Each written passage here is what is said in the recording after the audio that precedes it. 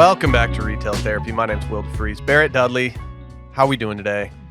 In the building. Just celebrating one of our last couple of days of False Fall Part 2. Yep. So happy False Fall to you and yours, all those that celebrate. How have you been participating in False Fall? I've been absolutely volume shooting every sweater that I've bought in the last 3 months. You've been mentioning all these sweaters for the past several episodes, so I'm glad that you were able to kind of take them out for a little test drive, a little pre-spin. Yep. Yeah, it felt good last night to go to a concert and not have to dress like I was going to the beach. Yeah. Wearing a sweater to and from the concert, wearing it inside the entire time. It was just a great scenario. Feeling for me. good. Mm-hmm. Feeling good in the knitwear. Maybe having a little frosty beverage, but without not just a t-shirt on. Do you know what I mean? Yeah. It just felt great. Like I can't even describe how happy I was when I realized that I could actually wear a freaking sweater. Yeah. How have you been celebrating? What was your first sub 70-degree morning? Yeah, fit? it was actually not too dissimilar from what I'm wearing right now. This crew neck, this cropped raw edge crew neck from BTFL was a little nice little sale purchase from By George over the summer, and I've been kind of fiending to wear it. It's the first thing I grabbed. This is the second wear this week. So that's not a self crop. No. Okay. No. This was I was wondering. Yeah, this was a crop straight from the designers themselves. Wow. So okay. that's how you know it's good. I was impressed enough with the crop earlier that I was like, huh. Yeah, there's no way. I should probably go find a sweatshirt that I can crop just off. This looks great. It's good. It's a nice hefty weight. What else? I know I wore something else. I know I wore another long sleeve, but now I'm slipping on what it was. Anyway, I've been having exactly one Guinness at night. Okay. During this little cold stretch. How are you doing at home Guinness? What's your methodology? Okay, so when we had the ad deal with Guinness through Sunday Scaries, they sent us a bunch of pint glasses that had a little Sunday Scaries inscripted logo on it. That's right. And I didn't realize at the time how good of a gift that was from them, because when you buy a normal Guinness pint glass, it is made for a draft beer, not the at-home Guinness, where if you pour an at-home Guinness in one of those large ones, you can't split the G. You're left with a lot of real estate up at the top that's empty. And so the ones that they gifted me are actually made perfectly for the can. For the can. Okay. And so, I take it out, I crack it, and I turn it directly upside down. Okay. And let it hover as little area that can get in. Like it's right over the foam. And I'm just lifting it up as we go. That's what you're supposed to do. Go. And then I split that G, baby. Okay. All right. I've been going a little low this year. I need to lay off the G split a little bit. I think it's more me acclimating to the 12 ounce versus the 16. Yeah. I think if it was 16. Aren't these big? Aren't these like tall boy cans? Yeah. But it's still not as big as a pint? Correct. Okay. Correct. Yeah. Like it always bugged me. A classic Guinness pint is more than a pint? I think so. I think it's like 16 versus like 14 maybe. Because I think the cans are more than 12. They got to be. They're bigger. They're bigger than a regular beer can. Let's see. I need to know now. Yeah. The reason Guinness went to a 14.9 ounce can can only be economic. It was not the widget in Ireland. 14. In the UK, yes, Guinness cans are imperial pints. An imperial pint is not 16 ounces, but 20 ounces. So I guess, okay. So yeah. So you are dealing with a pretty significant difference there. But I like the reduced amount of liquid, because I don't need to drink like a huge beer. I just want to feel the fall vibes while I'm standing outside playing fetch with my dog for a few minutes, and being able to do that and stand outside in a pants and a long sleeve shirt. It's just an amazing time to be alive right now. Yeah. Well, enjoy it this weekend, and then because we'll be right back to shorts and t-shirts next week. Cool. Yeah. Cool. Yeah. I'm just gonna move. Well, I will be in New York next week. If anybody has any under the radar shopping spots for your boy, I will be spending Friday bopping around town, hoping to at least. You gonna make an appointment at the Stofa showroom? I'm not built for that right now. Yeah. My intent on this trip is to not make more than one single purchase. I don't want to buy a bunch of stuff. You want to buy one thing. Yes. I just want to buy one single thing. Do you know what you want to buy? No clue. Oh, that's tough. No clue. I will be avoiding the, Randy, Amélie Door store. Okay. Don't feel like waiting in line. Don't need anything. We know some people. I bet you could not wait in line. I bet I could not wait in line, but I don't know if I don't know if I need the temptation because Dude, once you're in. You got to flex the muscle and get the squat in. You know? Oh, that'd be good. These boys need a Unisphere hat. It's true. I know. See, I'm just worried I'll spend in there, so I'm going to try to avoid it. I feel like you're going to Drake's. I feel like that's where you want to go. It's definitely where I want to go. Yeah, it's definitely where I want to go. But that's even more dangerous. Did you than see ALD. how you started carrying Drake's? No, Very dangerous. Too dangerous. Very dangerous. Don't tell me that. Yeah, I don't know. Drake's has become my like fetish brand of choice lately after ALD has just kind of not been my bag this season. And it's a dangerous game to play because all their stuff is more expensive, and unfortunately, it's much more my dad's speed. And so it's like, man, no, I can't do this. They do have some sweaters that are like lamb's wool, like those just very Scottish looking sweaters. Yeah. Not Fair Isle, but you know. And they're actually what I would call appropriately priced for what they are.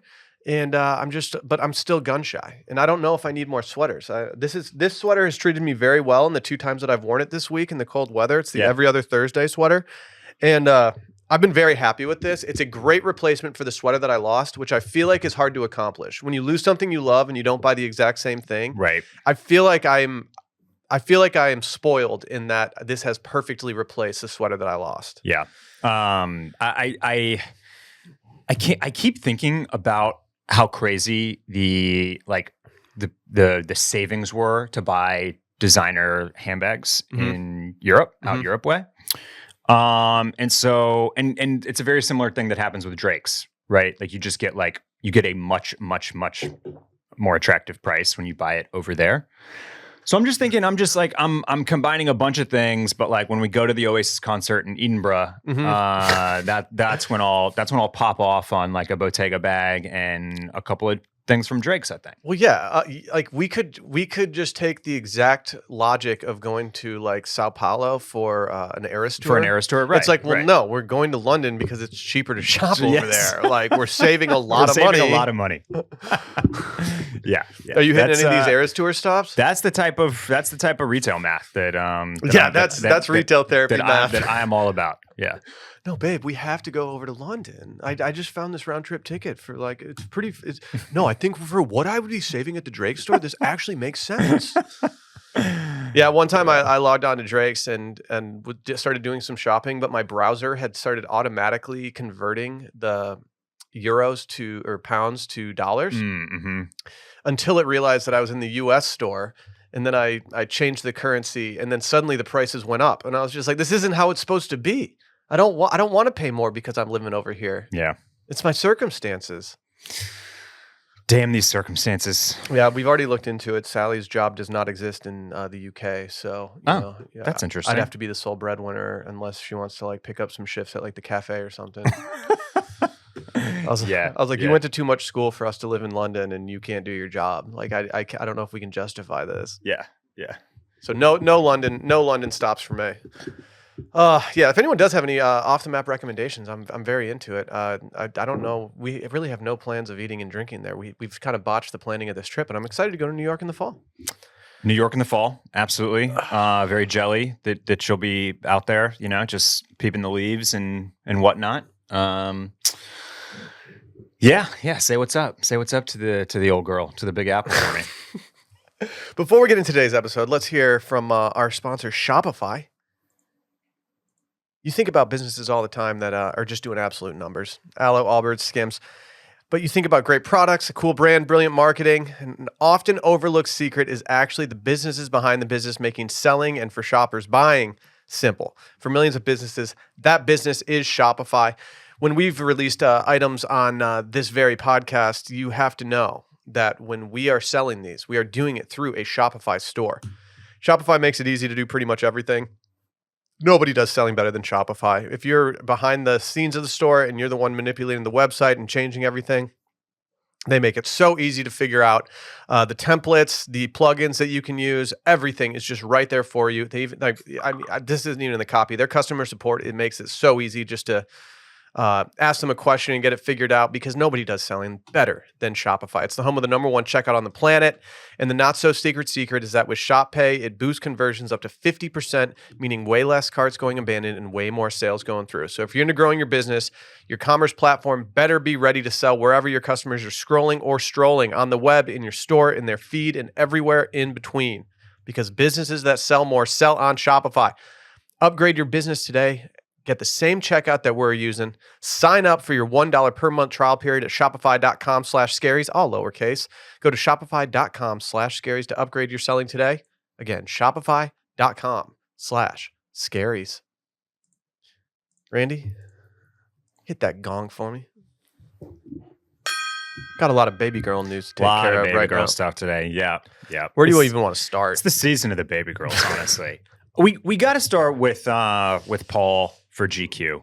Should I hit it every time? I don't know if we need every time. Yeah, I think with the whole segment of baby girl talk, I think you've hit it twice. Once here, for let baby me just girls, hit it 3 more times and then I'm done. Okay, all right. There we go. We're good. It's like the church bells going. Yeah, the baby girl segment has now officially begun. But yeah, Paul Mescal. He's on the cover of GQ.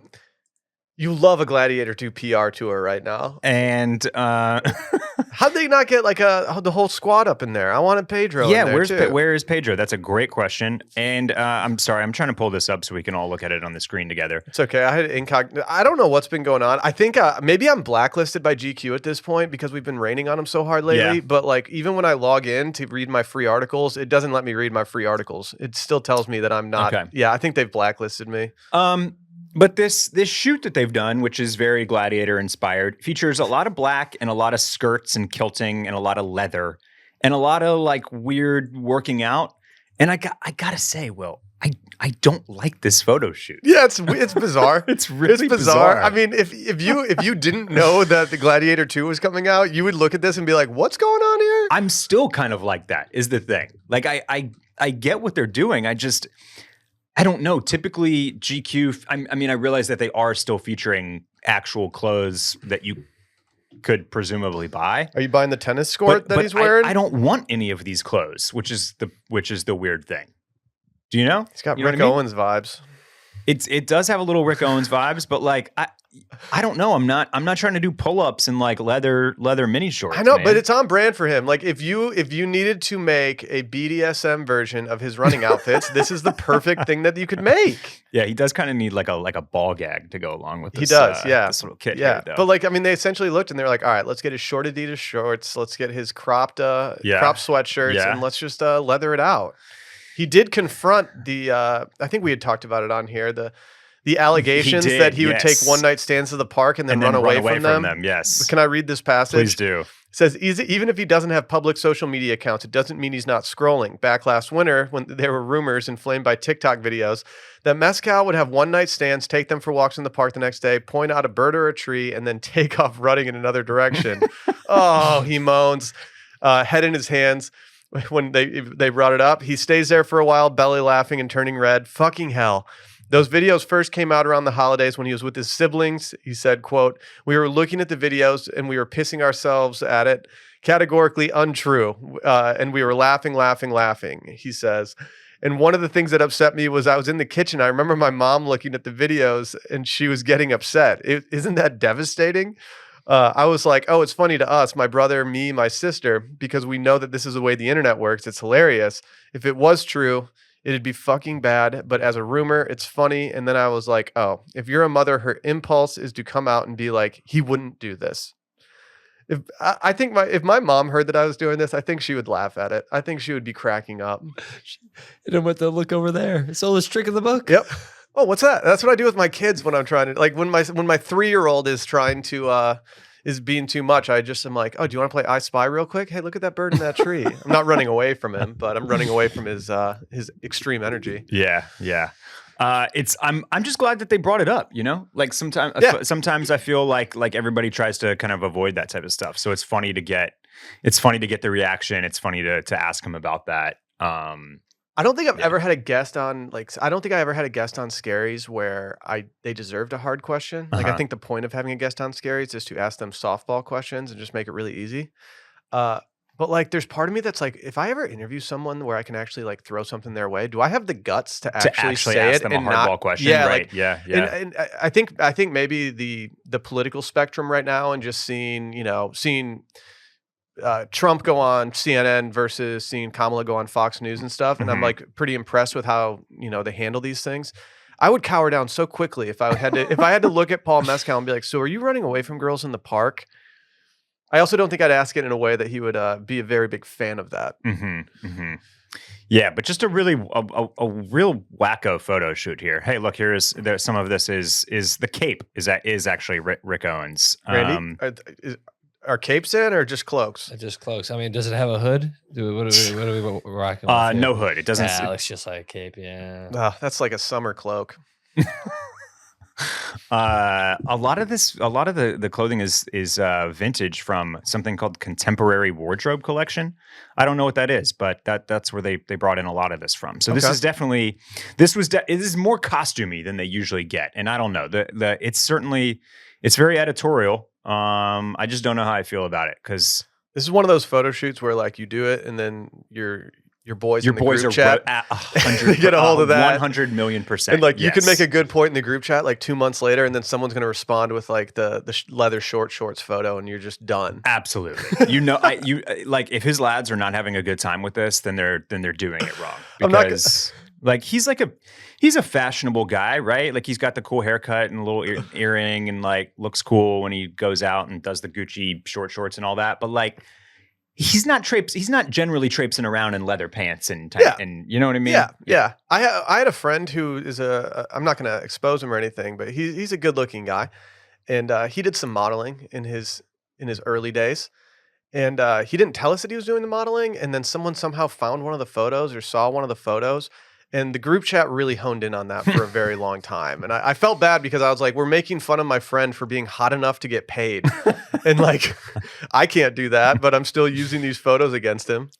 Yeah. Yeah. You got to keep everybody honest. Keep them humble.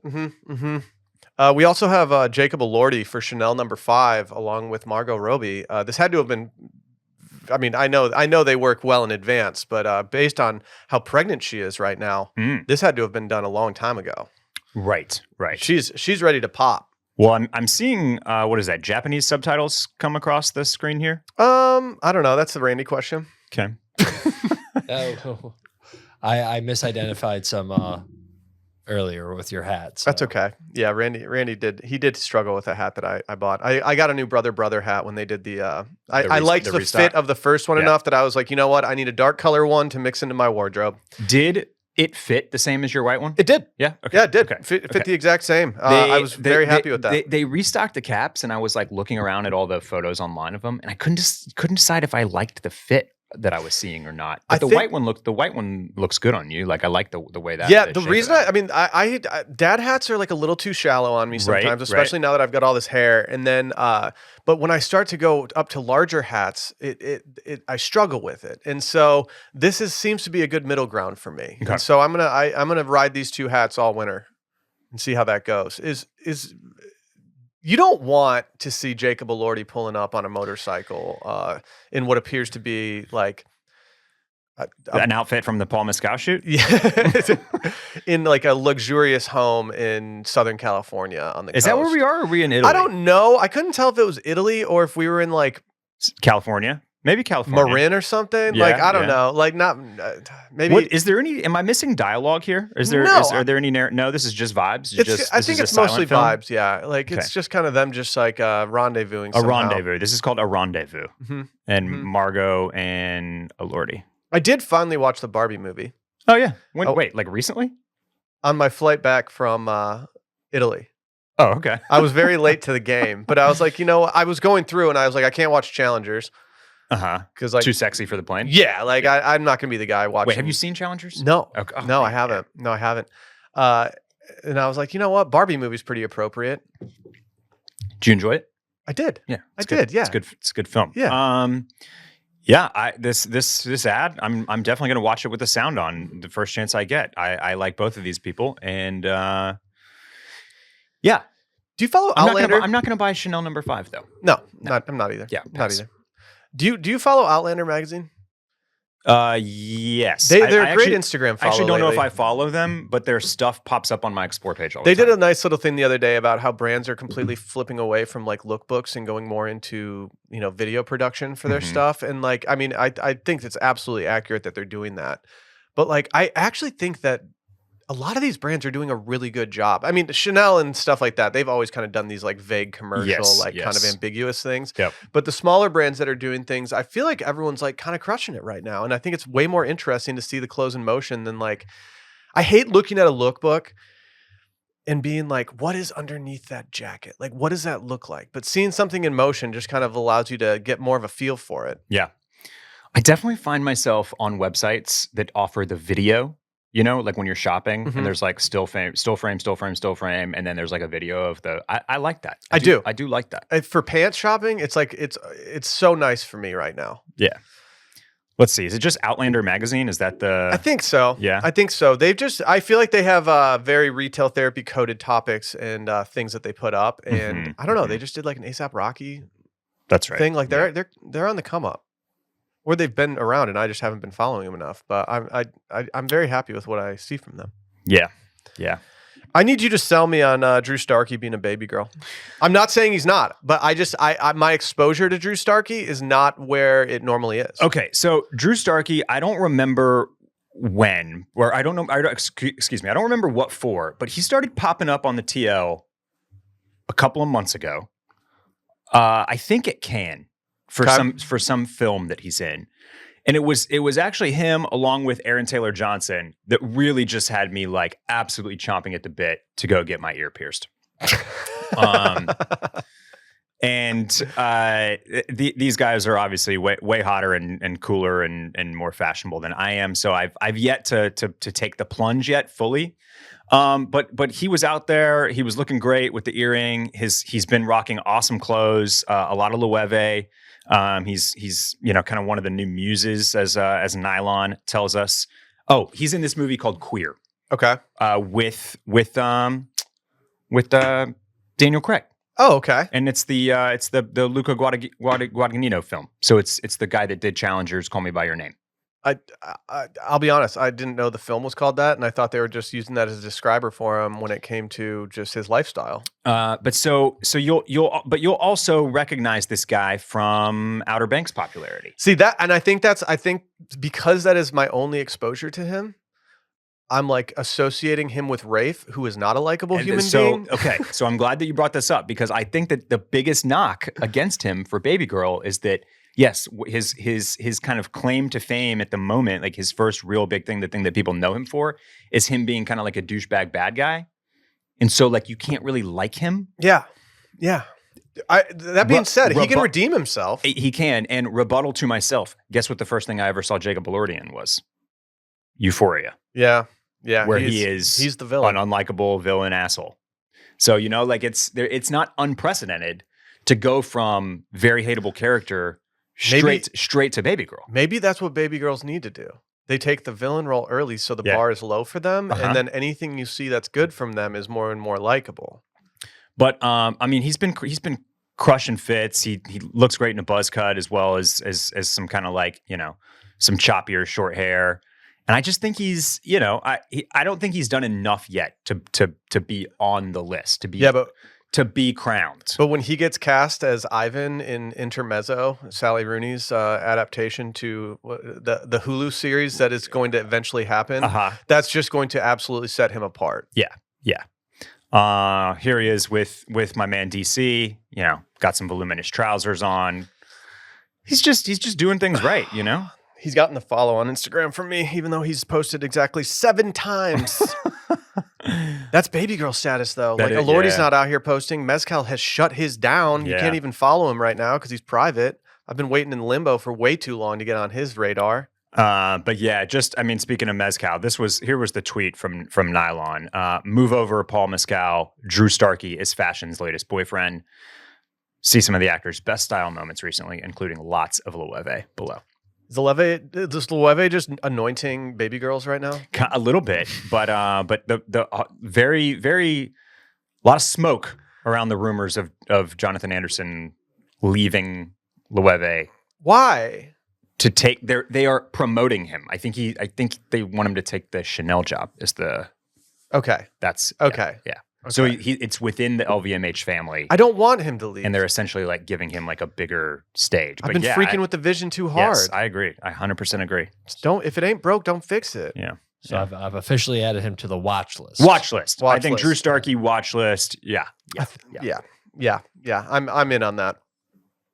We talked about Drake's earlier. Can we talk about Drake the rapper though? And maybe Drake the rapper on the cover of the Drake magazine, right? Are you familiar with the Drake? I am. Is he actually on the cover of it? He is. Have you not seen this? No, I was waiting until we recorded. I mean, okay, so Drake the magazine is essentially a fly fishing outdoor sports magazine. Correct. It's a very well done magazine from any times that I've paged through it. My old boss used to have a subscription, so I used to page through him before he would get into the store and get my outdoor life in. Getting Drake for that is brilliant. Okay, I don't know what's happening here, but like a Google search of the Drake magazine cover Drake is not popping up the brand new Drake cover of the Drake. This is some bad SEO. I don't know what's happening here. It's got to be on Instagram, right? Yeah, it is. But here's some other stuff. It's weird that that's not popping up in the image search. It's like it's not there. But he's got that shit on. He does have that shit on. That's the. Here we go. Here it is.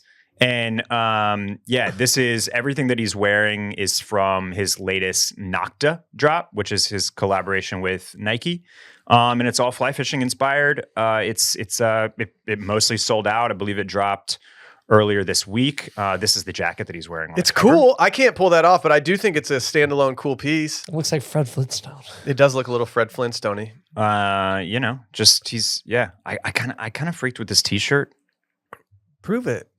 It's sold, dude. It's sold out, Come man. on. Sold out. Go on StockX right now. He did a $425 side bag, which had some buzz behind it. I have been carrying my. I got a little Stussy, what I call my camera bag, but it's just pretty much my entrance into getting an Elordi purse.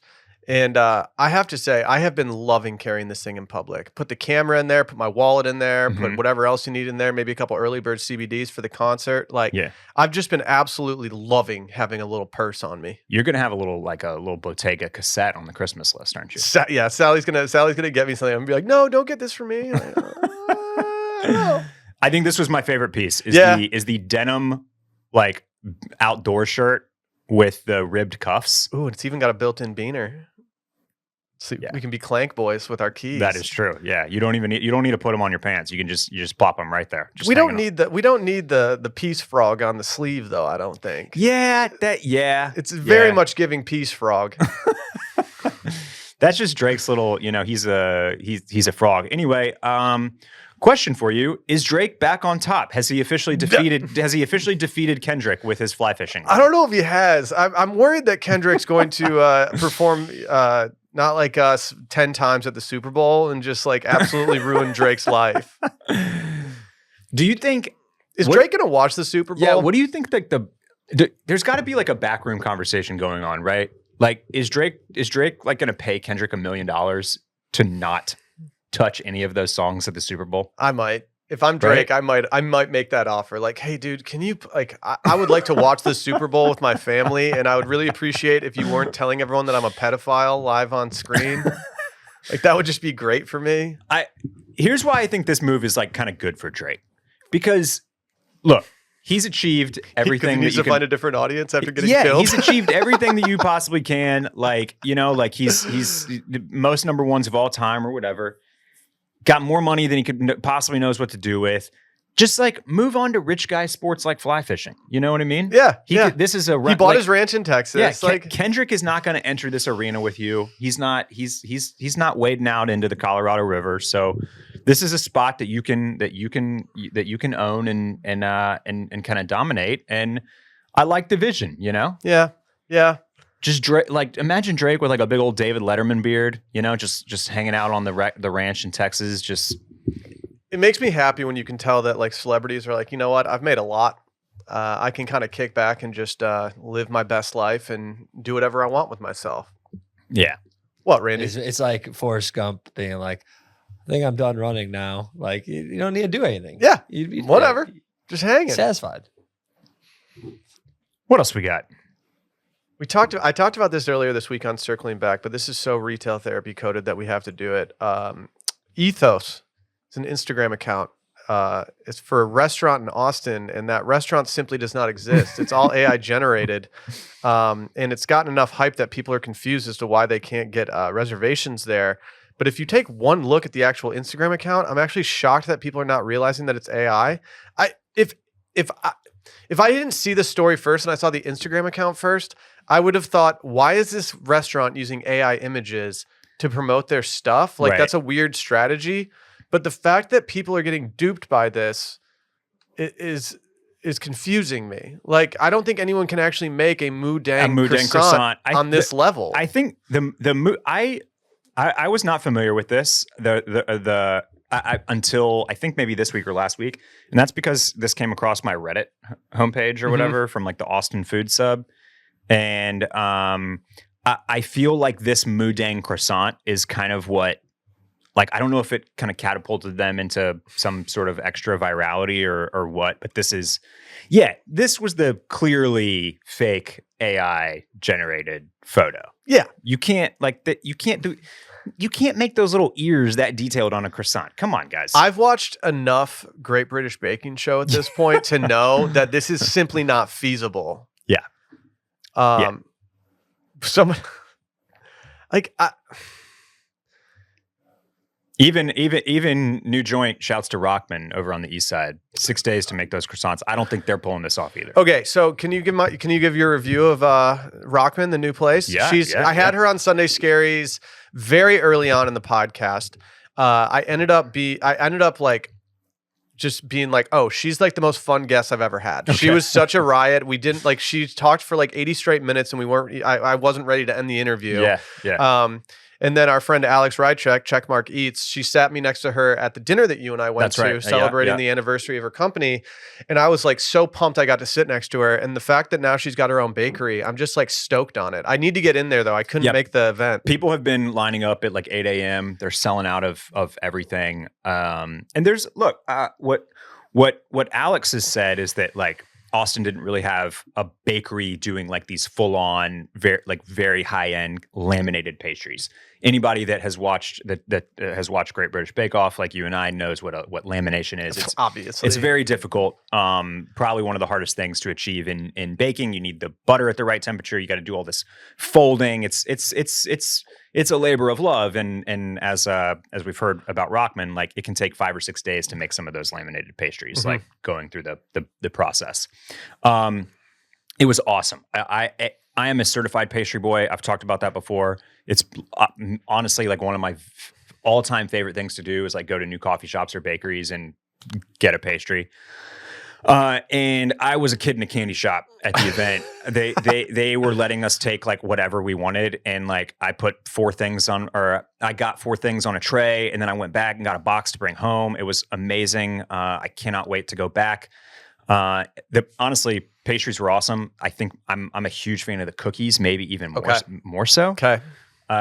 What is Barrett's go-to pastry if you're just going to a stock shop? Well, so I love my favorite pastry is a Queen Amman.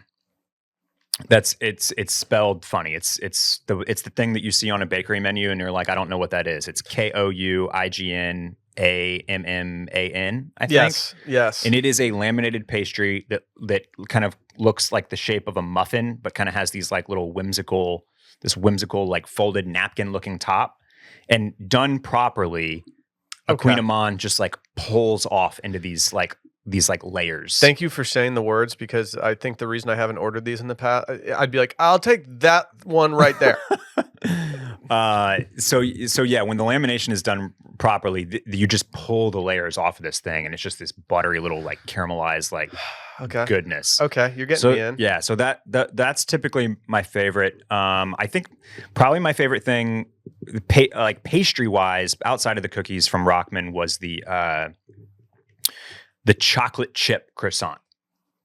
That was really, really, really fabulous. It was like a chocolate. It was kind of like a chocolate croissant, but a chocolate croissant usually is like that kind of little rectangle shape with the chocolate all inside. This was this was the crescent shape. Okay. And it was more, the chocolate was kind of folded in more. I like that. Yeah, and that was really, really, really good.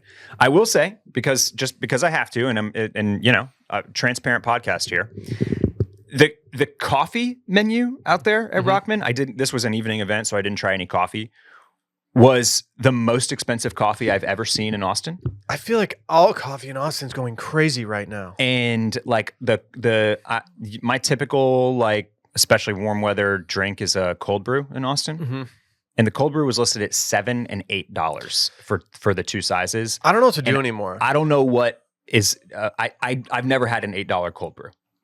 See, So honestly, I have to go check out what an $8 cold brew tastes like. Well, I still think that's my one knock, is that the coffee was look, the pastries, all that's a labor of love. I'll pay $10 for the croissant. Yeah. But I'm a little iffy on an $8 cold brew. I am always when I'm buying stuff from the store for coffee, Sally asks me what to do. I'm like, just get the cheapest thing. I'm not going to be a snob about drinking coffee at home. I don't have time to do that. I still think we need to go to the Australian coffee shop down the street from us right now. Get the $50 cup. Yeah, I think we need. I don't know if it's still on the menu, but I think we just need to do a retail therapy review of this. Yeah. But Ethos. Back to the fake AI restaurant. Somebody tried to reach out to them. They got a form. Noted polarizing internet reporter Taylor Lorenz said that they tried to charge her money to speak to them. Love that move from them. No, you want to talk to us about this restaurant that everyone's covering right now? You gotta pay us to talk to me. Wow. No one's doing Pikachu crudité. Yeah, that's very clearly not. Yeah. Well, I don't think that Ethos, it'd be great if Ethos went all the way and got a Michelin star or a Bib Gourmand. They really just pulled it all through. There's a lot of rumors. The bibs and the potential Michelin stars are apparently about to be handed down, and the restaurants in Austin are aware if they're getting something at this point. Really? Yes. So really, are you going to go online tonight and hoard a bunch of reservations at your favorite places in case the worst idea. In case they get bibs or God forbid, a Michelin star. Even though truly, if anything in Austin gets a Michelin star, if anything outside of Franklin, if you want to give Franklin a Michelin star, great, be my guest. Anything else, and I am beginning to question what a Michelin star means. I love Austin food. I love Austin restaurants. Routinely, I go to other cities and am kind of disappointed because I think the Austin restaurant scene is so good. Yeah. But it's not Michelin star. The only times that I've eaten at Michelin, numerous Michelin star restaurants, is on vacation when we went to London. And I told Sally, I was like, I want to eat at some Michelin star places. This is a food trip for me right now. And there aren't a lot of places in Austin that even touch the service and the interior and the everything that the London restaurants had, to the point where I'm like, oh yeah, they definitely deserve that. There aren't very many that I would even compare. Yep. Yeah. So it'll be interesting to see what gets what. So they know now. Do we know when they usually release this? Because I think it's next month. I'm invested. Sometime in November, I think, is when the awards come down. I want one Michelin star in Austin to get given out to a restaurant where I'm like, you know what? Good for them. That's so validating. They needed that. That's great. And then I want one that really pisses me off. I want to be like, that is ridiculous. Yeah. I don't know what restaurant could piss me off right now getting one, but I think Torchy's deserves one. Stop it. They're not giving Michelin stars to restaurants that offer you trailer park style. Isn't that what they call it? Yeah. Add queso to it. Yeah, you just don't need to add queso to the already ridiculous taco. Well, did you get to what is the point of Austin's fake AI restaurant? I don't think there is one. I think it's just to fuck with people. Asks. Yeah, I think it's just to fuck with people.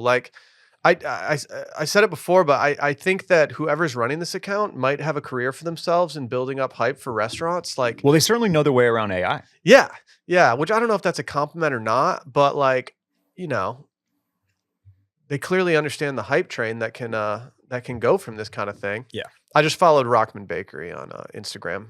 Pretty impressed with her following already on there. Yeah. Over 4,000. Yeah. Very nice. Absolutely riding for my bakeries. Have you been watching the new Great British Baking Show, by the way? I have. I have not started watching it. I saw there's an absolute weapon on there. It's just some hot dude. Is it the like the guy with the ponytail? He kind of looks like Rufio. Yeah. I don't know why that's who I decided to. Okay, I think I'm only 2 episodes in, and he looks like he's like maybe a short king, Okay. but has like his forearms are huge, Okay. and as a small wrist haver, I'm so envious. Small wrist haver. Yeah, but think about all the folding you got to do with that dough, man. Like you got to have those. Yeah. That's probably he's got the baker's arms. Yeah. He definitely has the baker's arms. Like That's Sally's very true. grip strength compared to mine is insane because I got my little blogger hands and she's holding a steady hand, like putting needles in people all day. And I'm like, oh yeah, that makes sense that you'd have better grip strength than me. Yeah. Whenever she asked me to open a jar, I'm like, I should be asking you this. Like you actively work out your hands in order to keep like a good standing in your career. I'm not going to go to Ethos mainly because we can't go, but if it was an actual place, I don't think we'd be able to get in very easily right now Probably because not. there's a lot of hype around it. Yeah. Well, Barrett, usually we talk drink of the summer. I don't know if did we ever designate a drink of the summer? We didn't. We really didn't. Maybe that's just a signifier of the times. It the probably vibes is. didn't shift this summer. Yeah. Well, I think we talked about, I think, kind of the usual suspects from the last couple of years. We had the Hugo Spritz, we had the Americanos, we had the drink that I had the most this summer, the cocktail that I easily had the most of was Negronis. Negronis. Negroni. Yeah. I wouldn't dub it my drink of the summer, but I drank more Negronis this summer than any other cocktail by a mile. Are you making Negronis at home ever? Not that often. No? Okay. Not that often. I if I'm making a cocktail at home these days, I've been trying to ease up a little bit and do a little more low ABV. Like an Americano. But these, I think I updated my grocery list earlier this morning for some cocktail onions because I'm really craving a Gibson. Okay. I was reading an article on Punch Drink. We've talked about them before. It's a great Instagram account that has like any cocktail news you want is on Punch Drink. And they had this story about actually doing clarified something for a take on a Gibson. And as I was reading it, I was like, yeah, I need to make an at-home Gibson tonight. I've made a couple Negronis over the past month, and I need a new vermouth. Okay. I'm using what I consider the classic, which is Dolin Rouge or whatever. But I don't know if it's there. My Negronis, I think, are looking too red. They're looking a little too light in color. Okay, here's what you need. You can get this at most places these days, or at least the liquor stores that I've gone to in Austin. It's Lo-Fi. They do a bunch of vermouths. Everything, but their sweet vermouth I have been really enjoying using compared to the Dolin. Okay. Yeah. Okay. Yeah. We had an ad deal with them at one point, so they sent us a bunch. So I've had it just in my place, but I need to re-up on the sweet vermouth because I've been just going like it's the bottle that has gone down the most between beginning of summer and now. If you start making Americanos, you will cruise through the bottles of sweet vermouth. I didn't know how much I like sweet vermouth until I got this bottle, and I was like, yeah, I get it now. I understand. But I want to know, Barrett, what's on your Mount Rushmore fall drinks as we move forward in this autumn? Yeah. What do you think you're going to be knocking down? Man, it's tough. I think my Mount Rushmore of fall drinks probably starts with a Manhattan. Okay, that's my favorite, like kind of cold weather cocktail. I'm scared of Manhattans, man. I really do not mess with the brown stuff unless it's like below 70 degrees. Yeah, it doesn't feel right. It does sweating while drinking whiskey. It makes me feel like I'm going to do something bad. Speaking about this, this big game that is over by now. Shocking to think back to my college days when we would get up at like 9 a.m. on a Saturday and just start drinking bourbon. Disgusting. Disgusting. Like, what the hell was wrong? I miss those days, but I also don't miss them at all. Like bourbon and Sprite. Did you ever do that? Like a whiskey Sprite? We used to do bourbon and lemonade. Mm-hmm. And I hated the flavor of it, but like the guy that would like started getting me on them, I had the utmost respect for him, and I was Yeah. like, well, if he's gonna give me a whiskey lemonade, I'm drinking it. Absolutely hated it. But so that's probably my that's what I think of as kind of my go-to autumn cocktail, autumn winter, and then I'm really torn on the beer front on like what I'm putting up here, because you mentioned Guinness, which I think deserves a spot, and maybe it's its own thing that can live on my Mount Rushmore, along with another beer entry. Yeah, because there's two things that I really really like in the cold months. I love a winter warmer. Shouts to Isolation Ale from the Odell Brewery. Oh, yeah. That's one of that's. I love how every time I go to this grocery store and I see Isolation Ale, I'm like, Barrett would be happy right now. It's like maybe my favorite beer of all time. But then also, that we're lager boys here at Retail Therapy, and like Stella, Stella Artois started as like a celebration ale. It was like a Christmas time, like winter. I did not know that. Yeah, and so that's like when we host Thanksgiving, like I put out the Stella. I had exactly 2 Stellas last night at the Vampire Weekend concert. Yeah, so I love Stella Artois. That Are you doing it in the chalice? Well, so you've got your Guinness. I've got a Stella chalice with my name on it. See, I should maybe get. I do love a Stella. Yeah, the bottles are great. Keep it in the freezer. Little ice cold chalice action. Man, we did a shoot for Grey Goose. We're doing some partnership deal with them. We did it at Bill's Oyster yesterday. Nice. And I did not know that they had just chilled glassware of all kinds. If you want a chilled martini glass, 2 different style martini glasses, do it. And I realized, I was like, I have been trying to figure out where to store some of my glassware because we've overbought. Mm-hmm. And now I'm like, oh, I need to free up some space in the freezer for this glassware. Mm-hmm. I absolutely want to have a chilled glass at my own place. I'm worried I'm going to like break it somehow, and then I'm going to have to clean out my entire freezer because I just shattered a martini glass in there. Yeah. I'm trying to think of. I have 3 down, and I'm worried about my final one. All right, I'm placing 3 of mine as we get into yours. I'm placing Manhattan, I'm going Stella, and I'm going Guinness. I'm putting 2 beers on there. I'm not putting 2 beers on there. My first 3 are Guinness, Gibson, so gin martini, some cocktail onions. Okay. And Pinot. I'm all in on the light Pinots right now. Okay. So, and I'm going to keep riding that. Where I need to incorporate a whiskey here, and I want to just say hot toddy, but I don't think that I can say that I will drink more hot toddies than anything else. Like if I'm making something at home, I'm probably going to make an old fashioned just because it's easy. Yeah. But I want to put hot toddy on this list, but it's not cool enough outside to drink a freaking hot toddy right now, nor will it be for months. Now we're saying Mount Rushmore fall drinks. Yeah. But is this fall winter drinks? Ooh, because toddy's a winter.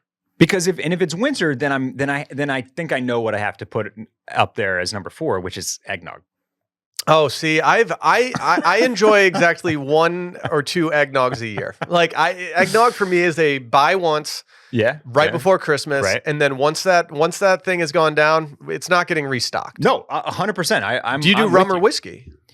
So I like to buy the pre-made stuff. Okay. Yes. Which I think is like a blend of like brandy, rum, whiskey. Okay. Yeah. It's got a little bit of everything. See, I've just been making unintentionally super boozy whiskey driven eggnogs. Eggnog. Yeah. And I found that I kind of like that it's really strong because it makes me feel like I'm not drinking a milkshake, and it makes me feel like I'm drinking more liquor than anything. Yeah.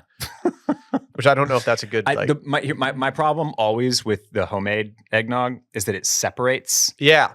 And I don't then we're getting into like weird dairy territory that I don't really want to fuck with. But see, you don't get the joy, Barrett, of on Christmas morning when you have your I mean, I guess you could actually do this if it's Christmas morning. Who cares? But like, you can't just do a little splash of that nog in your coffee. That's been a move that I've been deploying last couple Christmases. That's your creamer, basically? Yep. Yeah. Okay. Yep. All right. Okay. I don't know if I want to do it all the time, but yeah, I'm new to the eggnog game, admittedly. Okay. It was not something my family had growing up. It was never something I drank until I moved down here, and my brother-in-law loved it. And I was like, well, let's come over and drink some eggnog. Let's do this. Oh, I'm just going to lock in. I'm going to lock in for my 4th. Panicking. Lock it in. Panicking. I'm going to lock in. I'm just doing whiskey on the rocks. That's what I'm doing. Don't lock that in. I'm locking it in. Put it in pencil at the very least. Okay. Well, I'm penciling it in until something. I don't make old fashions enough, and if I'm going to do a little nip right now, I don't think I'm going to mix it with anything. I think that we each had 3 solid ones on there, and we leave the 4th open for drink of the fall. Okay. Let's see what tickles. Let's see what tickles the fancy as we move past false fall into summer part 3, and then eventually make our way back into just regular fall, which is here. It's like 73 degrees. I do as the weather starts to creep down, I can feel my thirst starting to tick up a little bit. I'm getting more and more excited to have like one drink a night and just see what happens. I'm kind of jealous of your Stella call right now. Yeah, I mean, it's not, try it out. Put it on for size. I was offered someone buying me an IPA at the U.S. men's national team the other night, and I had to tell them I can't do that. As much as I appreciate your offer to get me an IPA, I simply cannot drink that right now. I will get the sniffles. Barrett, I've got a big decision on Monday. I'm getting a haircut for the first time in like 6 weeks. My hair's never been longer than it is right now. It's starting to really fall down on the sides here. Mm-hmm. Last time I got a haircut, I hit you up and I was like, Barrett, I need some inspiration here. And here's the thing. I want to keep my hair a little bit longer. I like the flow, that situation that's happening. I don't want to have necessarily a mullet. When I go and sit down in my chair, and I have to admit, I cheated on my hairdresser last time. I went somewhere else because I needed something immediate and she didn't have that immediate availability. Okay. And so she's going to be pretty confused when I walk in looking like this. What do I tell her right now? I don't want her to cut off all the flow on the back, but I feel like we need to trim it up a lot in order for it to reset the rest of the haircut. Yeah. I'm also worried about these sides. I don't want to take the sides too short, but I also can't leave them this long because it's just all falling on my head. Yeah. I want to look like a baby girl, but I'm 37 going on 38. I think what you want is to bring the sides and the back up a little bit closer to what the top and the back. You want them to come closer to what the sides are right now. Yeah. You need to like level the playing field, as it were, a little bit. But you don't have to like take them all the way down so that it's like a very uniform cut that looks very like, normal. Yeah. But I do see what you're saying right now, where the top is now kind of like overcoming it's flopping. It's flopping on the sides, and you don't want that. So I'm lacking volume right now because right. I have actually found, what's the name of the company that we started to really like of hair products that I use every single day, but somehow don't know the name of? Kevin Murphy? Kevin Murphy. Right. Okay. So I have fallen in love with the new Kevin Murphy product. It is, the other ones I've discovered for longer hair are too much hold and kind of dry my hair out. Okay. I bought a travel size, which is what I've been doing lately. Dude, they are absolutely goated for those travel size. Goated. Because I've got 3 products from them, all in the travel size. It's not like I'm burning through them. No. And it's such a nice way to like try something out. And I don't know, I might just always buy the travel size because I like how small they are. Yeah. Like, I bought a travel size of what I'm about to talk about before we went to Italy, and it was probably weeks before we went to Italy, and I've used it every single day, and I have a third of it left still. The freehold from them has been changing my life. Freehold is my go-to right now. It's so good compared. I mean, the other ones are really good too, depending on your hairstyle, but for having a little bit longer hair, the freehold has been great. Yeah. I've also been supplementing with some Pros hair oil. Okay. Which I realized early on when I was dipping into the hair oil game that I was over oiling. I was looking a little shiny, maybe a little sweaty at times. And now that I've honed in the strategy there, something else, this might sound really dumb, but something I've realized also about since I've had longer hair is that you can't just like put a bunch of product in your hands and just run your hands through your hair. Like I've had to do targeted attacks on certain parts of my head in order to make sure that it falls correctly. And ever since I started having a little more care there, I feel like I've had more good hair days in the last month than I've had in my entire life because I've been feeling just better about it. Yeah. Yeah. Yeah. I want to go in and I want to ask her to trim everything up and like, but I don't want to get it like, I don't want to walk out with like layers and looking like I just like feathered my hair or something. I don't want to look like I'm like in the Bee Gees. Little feathering's okay. I know. Little layering's I don't know okay. what to do. I'm panicking about it because I've gotten attached to my longer hair. It's been a fun little foray into mullet, into floppy Hugh Grant style. Yeah, I think you need to like search around for some men's medium haircuts and just find some photos that even if they're not exactly what you want, that if they have parts of what you want. Yeah. You know what I mean? Yeah. Like this is I don't know if this is perfect, but this right here, I feel like this is similar, but you want a little bit more in the back. That guy's got such good curls. It's wavier, yes. Yeah, I'm jealous. Like that. What a hairline on this guy too. Every haircut that I've ever wanted is from a guy with like perfectly wavy hair like this. And it's very unfair. If that's what that guy's doing right there is so unfair. Yeah, it is. Like that would just be the dream. But shape overall, kind of like length, I feel like is sort of close. But you want more in the back. You want slightly more, I want a little bit like shag in the back. Something I've liked about having the long hair too is it's caused me to wear hats more often. If my hair's out of control, I've started putting in hats more, and I've been enjoying it as a person who doesn't get a lot of hats. How about the man himself, Paul Mescal? Yeah, it's not too far. No, it's not. It's a little short on the top compared to what I usually do, but I'm not saying that as a criticism. Yeah.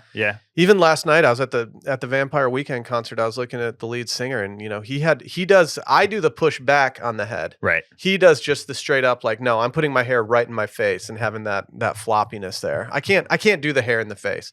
Even these days, before I put anything in my hair in the morning, I'm just like. Did you know that he is partners with Rashida Jones?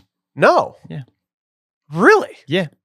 Man. They got a kid. That would be an all-time group dinner couple to sit next to. That would be great. No, I did not know that. Yeah. Yeah, I had a really good time at their concert last night. They put on a great show. I'd say you should go catch them in the city near you, but they famously started and ended their entire tour in Austin. So it's over. Big Austin boys, huh? I guess last night was a full moon. I forget what they were calling it. The Hunter moon. The Hunter supermoon. It was sick. And then their first show was over the eclipse. And so I almost feel like they did this on purpose. Oh, yeah. Yeah, maybe so. He talked about the Hunter moon a lot last night. He was like, no, it's going to be a wild night. Yeah, I'm also worried about some thinning at the front of my hair, so I can't have it too long because I feel like that amplifies the situation. Yeah. I'm going to have a conversation with my hairdresser on Monday and be like, just shoot me straight right now. Do I look thinner? Does my hair look thinner than it did 3 months ago when I last saw you? I had that same conversation with my hairdresser. And how'd it go for you? She said no, but also I don't know how much honesty I'm getting. I'm going to ask her after I tip her this time. I'm going to be like, okay, I've already tipped you. Can you just tell me, you have my money. Just tell me what your actual thoughts are on this. What I'm Googling here, this is for you and for anybody else. I just Google like men's and then the length that I want. So for you, it's like men's medium hairstyles. And then I put the year 2024. Okay. And that should start to yield some potential results. And then you can dial it in and like add like curly, wavy, straight, like whatever you want, try to find some other stuff. And then you just got to like keep a little folder, just got to screenshot stuff that you like, you see comes across the gram. The last time I did this, which is the first time I've ever done that, I've always been very gun shy. I think like there's something from my childhood that just like, I know what it was from my childhood. When I was little, my dad got GQ, and I was going through it trying to find a new haircut because my parents told me I had to get a different haircut than a bowl cut. Mm-hmm. You wanted a bowl cut? No, yeah, I still wanted to maintain the bowl cut. I didn't want to mess with it. I've never liked change, Barrett. And when that happened, I was going through the magazine trying to find a new haircut, and I stumbled upon a circumcision column, and it was the first time I found out what that was, and it like rattled me. And so I think I've never had the confidence to actually show like a hairdresser. Like I feel like when you show them like I want to look like this really hot dude, they just look at you like, yeah, I know you do, but I don't think that's going to happen. But last time I did that, I got one of the best haircuts I've ever gotten. And I was like, you know what? That makes sense because I told her what I wanted and showed her what I wanted. They want photos. It's helpful for them. Okay. I think I do hear what you're saying, but any of them that are worth their salt, shouts to my girl Corinne at DeSeo, like they want photos so that they can see what you're going for. Okay, I'm gonna acquire some photos. If you're at a lower end spot, then they're gonna be nervous that they're gonna that they don't know how to do that for you, or that they're gonna botch it or whatever. Something about having the longer hair is that even if they botch it, I feel like it's not gonna be that big of a deal because I can just get it chopped off later, or it'll grow out and I can style it however I want. What about this haircut, Will? That's pure Hugh Grant, Notting Hill vibe. That's what he does. Should we bring the butt cut back? It's such a butt cut. It's such a floppy butt cut. Randy could do that. Yeah, Randy, you going butt cut? No. Butt like- cut with a mustache? He's like, absolutely not. You don't think the Hinge girlies would be about that? No, the Hinge girlies love mustaches. I'll tell you that much. So Yeah. You need to thank Top Gun for that one. I feel like people have been making a killing on it. it was a mixture of Top Gun, mixture of COVID. Yeah. Yeah. Why did COVID bring the mustaches to the yard? Because I feel like every guy did it as a bit in lockdown, and then women were like, "Oh, Okay, wait, we okay. actually kind of like how they look." Got it. Okay. At least that's my theory. And then Top Gun solidified. Yeah. Okay. I've only tried the mustache once, and I got sent home from the bar to shave my mustache.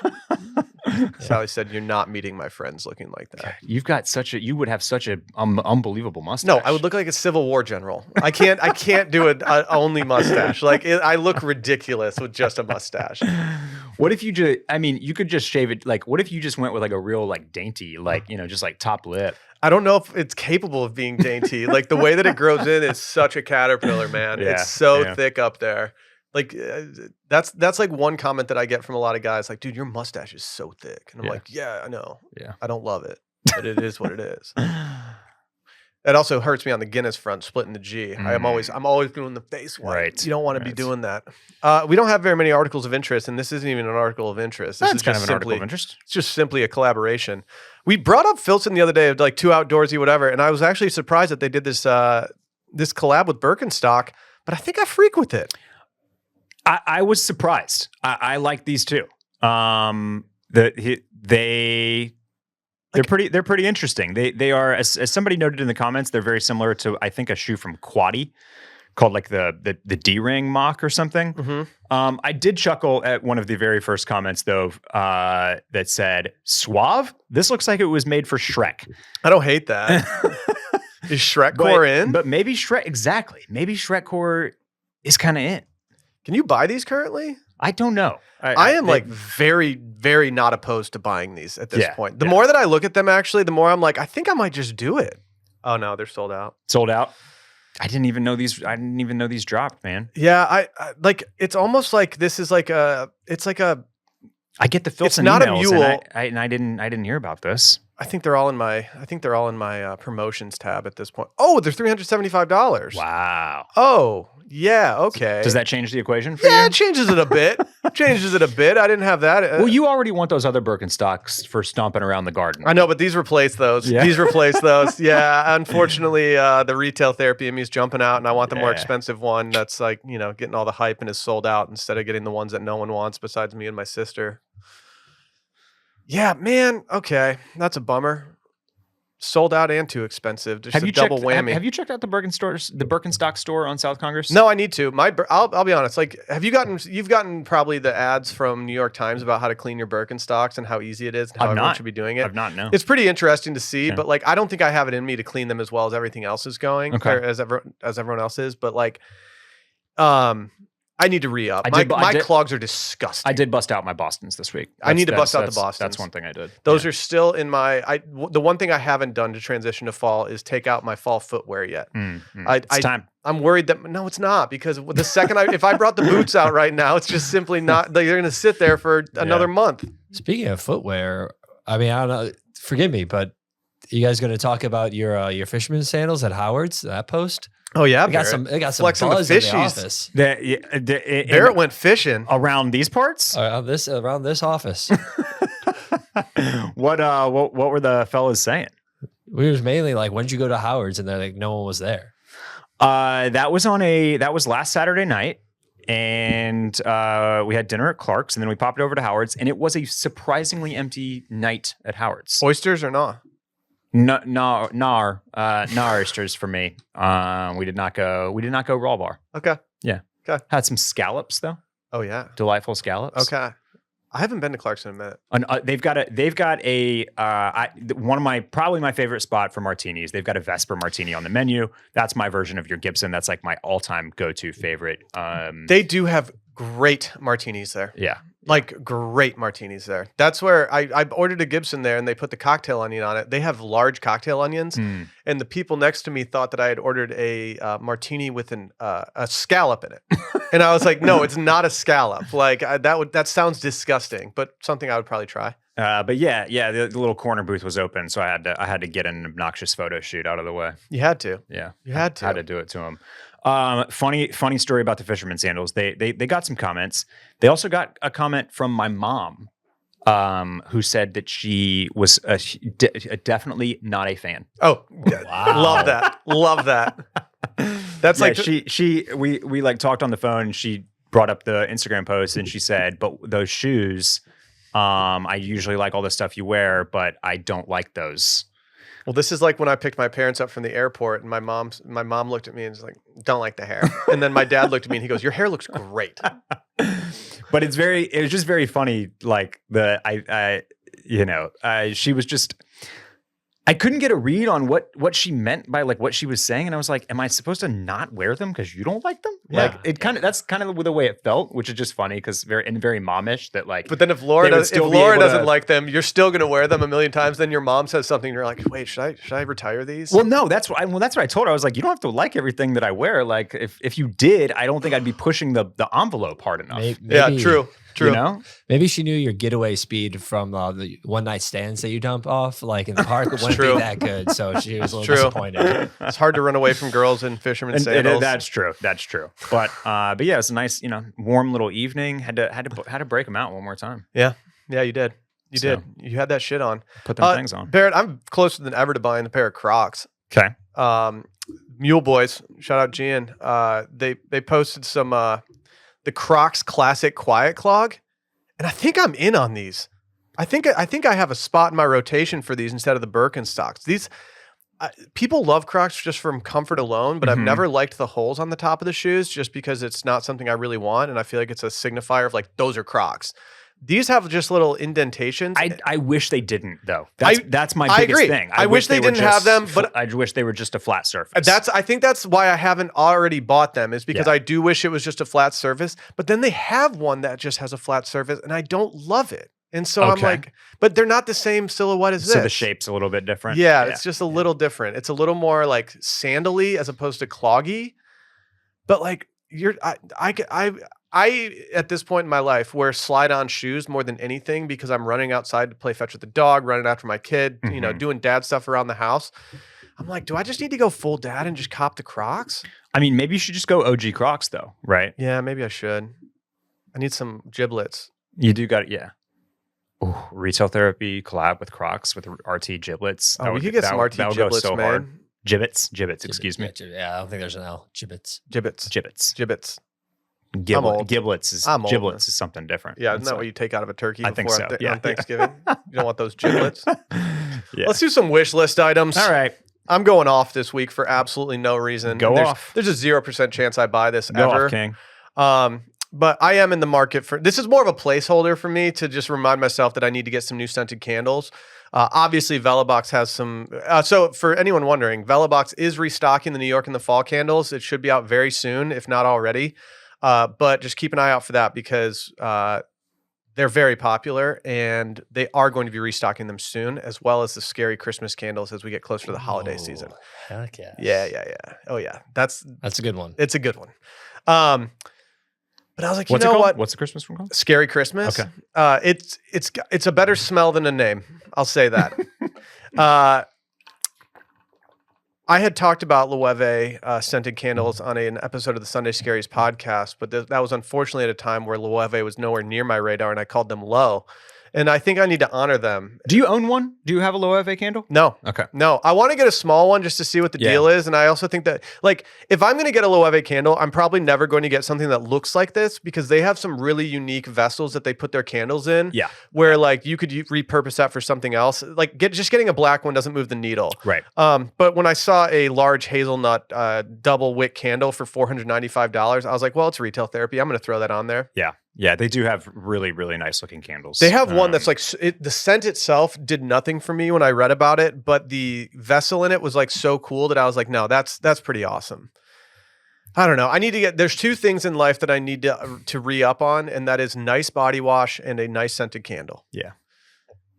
If anyone has any body wash recommendations, I'm using absolutely hit me up. I'm using one right now that I quite like. For my first foray into higher end body wash, it's Salt and Stone, Oh yeah, and it's the Hinoki and Bergamot. It's are quite you nice. you're a sneaky Hinoki boy. I have become kind of a Hinoki boy. Yeah. Maybe I'll try this out because I need something. The stuff that I've been using has lasted me forever to the point where like I just have nothing else, and so I need to figure it out. I like having a nice body wash. Inspired by you going off clothes and feeling a need to do the same, I am.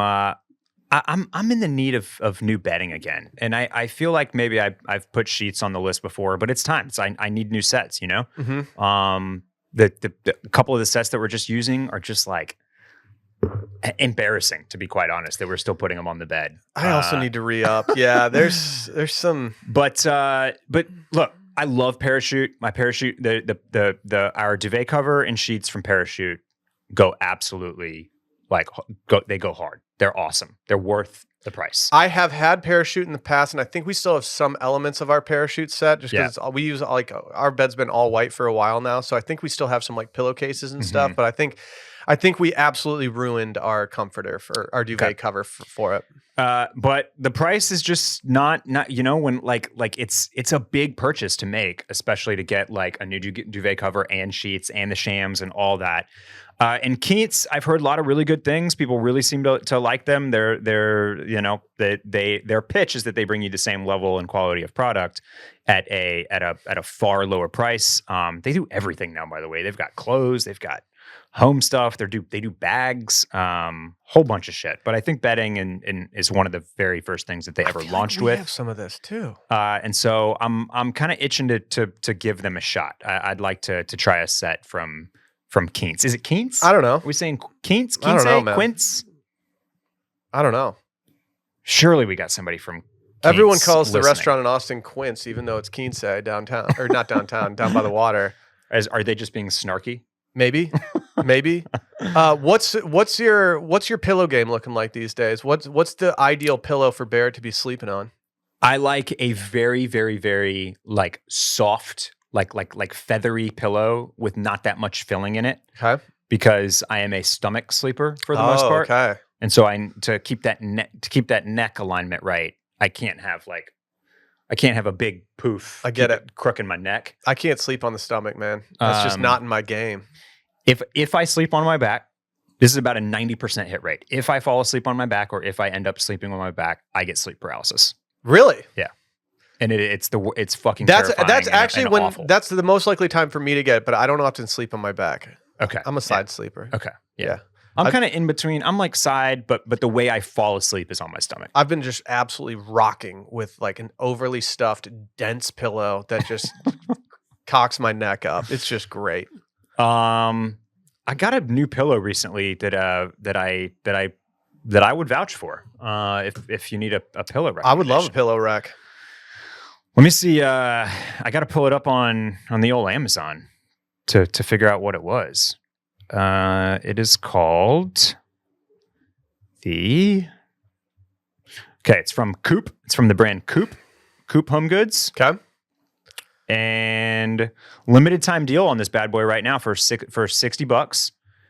It is the Coop Home Goods original adjustable pillow. And it's like the fill is like this really finely shredded memory foam. And you can adjust it. So I pulled a ton out to get this adjusted properly for me, but you can make it as kind of puffy or as big as you want. It's nice and cooling. It doesn't get too warm. It's very soft. It's very moldable. It's great. I highly recommend. Toss a link down here for the listener digest. I will.